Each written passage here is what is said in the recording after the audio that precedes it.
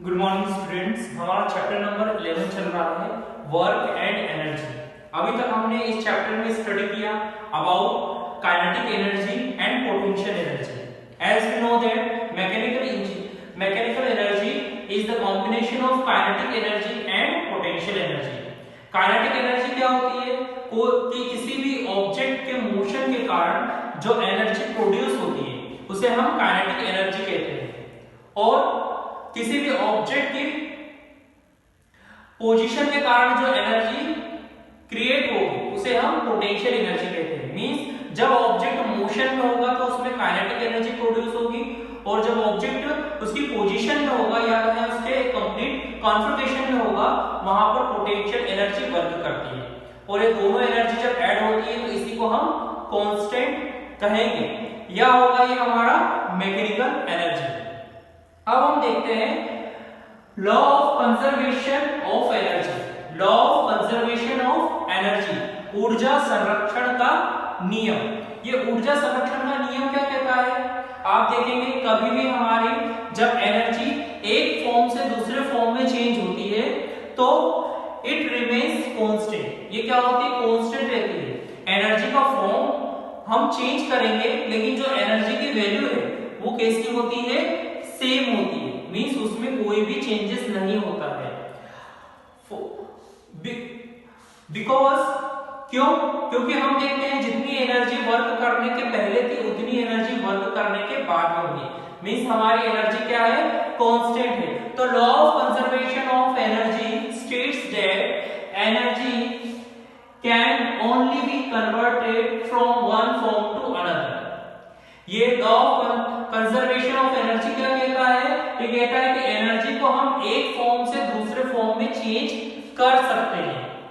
It can nether be created nor destroyed. हम energy को ना ही क्रिएट कर सकते हैं ना ही डिस्ट्रॉय कर सकते हैं, बट हम इसका चेंज कर सकते हैं एक फॉर्म से दूसरे फॉर्म में। हमारी एनर्जी एक फॉर्म से दूसरे फॉर्म में चेंज हो सकती है, लेकिन हम एनर्जी को ना ही क्रिएट कर सकते हैं ना ही डिस्ट्रॉय कर सकते हैं। मींस वर्क करने के पहले जितनी एनर्जी होगी वही वर्क डन के हमारे बाद में एनर्जी होगी। मींस एनर्जी क्या है? यहाँ पर कांस्टेंट है। अब फॉर एग्जांपल हम एक ऑब्जेक्ट लेते हैं, ऑब्जेक्ट का कुछ ना कुछ वेट होगा, मास होगा, तो हम मानते हैं कि हमारे पास पर्टिकुलर ऑब्जेक्ट है जिसका वेट या कहें मास कितना है? m है। अब हमने हमारे ऑब्जेक्ट को एक सर्टेन हाइट तक लिया है, एक पर्टिकुलर डिस्टेंस के ऊपर हम लेके जा रहे हैं, वहां पर हमारा ऑब्जेक्ट रखा हुआ है। अब क्या होगा? हम देखते हैं कि हमारा ऑब्जेक्ट एक पर्टिकुलर डिस्टेंस पे हाइट पे, तो जब भी किसी ऑब्जेक्ट के पोजीशन के कारण एनर्जी की बात होती है तो वहां पर हमारी पोटेंशियल एनर्जी होगी।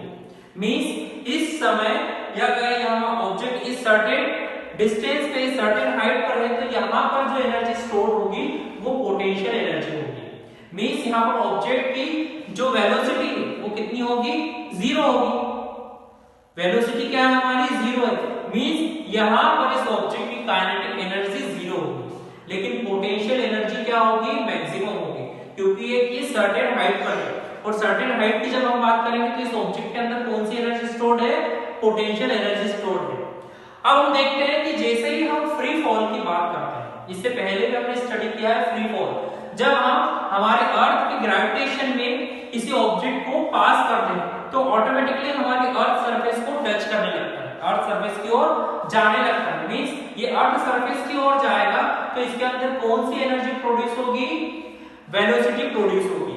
वेलोसिटी प्रोड्यूस होने के कारण इस ऑब्जेक्ट के अंदर काइनेटिक एनर्जी प्रोड्यूस होगी। मींस धीरे धीरे इसकी स्पीड बढ़ने लगेगी, और जैसे ही ये ऑब्जेक्ट अर्थ सरफेस को टच करता है मींस जो इसकी हाइट है वो क्या हो गई? यहाँ पर जीरो हो गई। जहां पर हमारी हाइट जीरो हो जाएगी तो mgh में यदि h की वैल्यू जीरो है तो जो हमारा mgh है या पोटेंशियल एनर्जी है वो टोटल क्या होगी? जीरो हो जाएगी। मींस जब हमारा ऑब्जेक्ट अर्थ सरफेस को टच करेगा तो वहां पर हमारी काइनेटिक एनर्जी मैक्सिमम होगी और पोटेंशियल एनर्जी जीरो हो जाएगी। मींस पोटेंशियल एनर्जी की वैल्यू क्या होगी? नेग्लिजिबल होगी।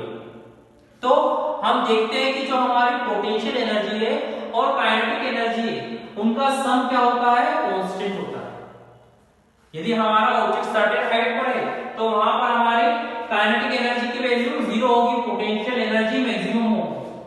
लेकिन यदि हम अर्थ सरफेस की बात करें कि जब हमारा ऑब्जेक्ट अर्थ सरफेस की ओर आया वहां पर काइनेटिक एनर्जी मैक्सिमम होगी और पोटेंशियल एनर्जी क्या होगी, 0 होगी।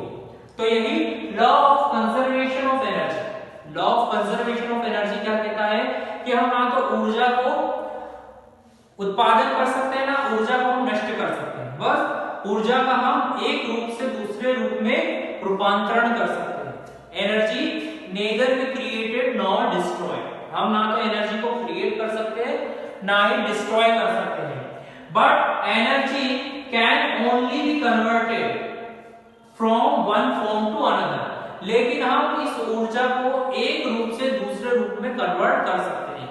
मींस जो हमारी एनर्जी है वो कन्वर्टेबल होती है एक फॉर्म से दूसरे फॉर्म में।